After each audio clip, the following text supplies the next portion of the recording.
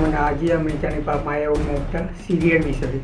ତା ପୂର୍ବରୁ ଯଦି ଆପଣମାନେ ଆମ ଚ୍ୟାନେଲକୁ ସବସ୍କ୍ରାଇବ୍ କରିନାହାନ୍ତି ଏବେ ସବସ୍କ୍ରାଇବ୍ କରିନିଅନ୍ତୁ। ତାହେଲେ ପରେ ଚାଲନ୍ତୁ ଏବେ ଷ୍ଟାର୍ଟ କରିବା।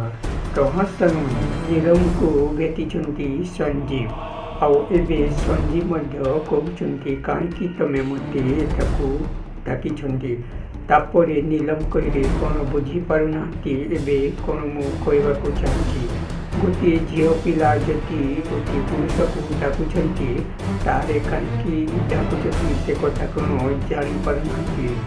ତାପରେ ଗୋଟିଏ ଝିଅ ପିଲା ଯଦି ଗୋଟିଏ ପୁଅକୁ ପୁଣି ମଧ୍ୟ ଧରାଉଛି, ତାଙ୍କ ପାଇଁ ମିଠା ଆଣୁଛି, ଏସବୁ କରୁଛି, ତାଙ୍କ ପାଇଁ ସବୁବେଳେ କେୟାର ନେଉଛି, ତା କ'ଣ ବୁଝିପାରୁନାହାନ୍ତି କ'ଣ ମୁଁ କହିବାକୁ ପଡ଼ିବ।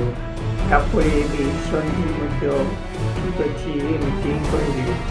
ତାପରେ ମୁଁ ସବୁ ବୁଝିପାରୁଛି, ଆଉ ତମେ କ'ଣ କହିବାକୁ ଚାହୁଁଛ। ତାପରେ ଏବେ ନୀଲମ କହିଲେ ଠିକ୍ ଅଛି, ମୁଁ ତୁମକୁ କିଛି କହିବାକୁ ଚାହୁଁଛି। ତାପରେ ସିଏ ମଧ୍ୟ କହିଲେ ଆଉ ତାଙ୍କ ସବୁ କଥା କହିନେଲେ।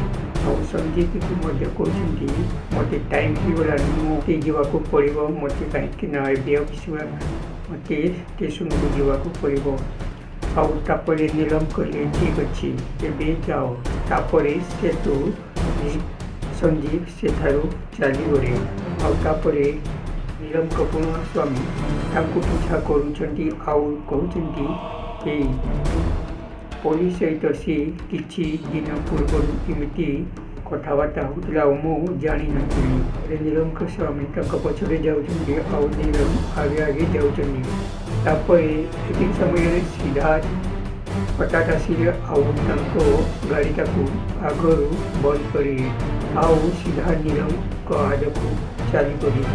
ନୀଲମଙ୍କ ସ୍ୱାମୀ ଏବେ ହଠାତ୍ ଚୋଖେ ହୋଇଗଲେ ଆଉ ପଛରେ ଠିଆ ହୋଇଗଲେ।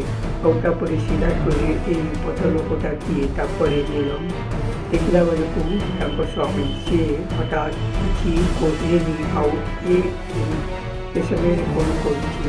ତାପରେ ଏମିତି ଭାବିଲେ ଆଉ ନା ସିଏ କିଛି ନୁହଁ, ଆଉ ମୁଁ ତାକୁ ଜାଣିନି। ଆଉ ଠିକ୍ ସମୟରେ ସିଏ ସେଠୁ ଚାଲିଗଲେ। ତାପରେ ସିଦ୍ଧାର୍ଥ କହିଲେ ଠିକ୍ ଅଛି ଗାଡ଼ିରେ ବସ।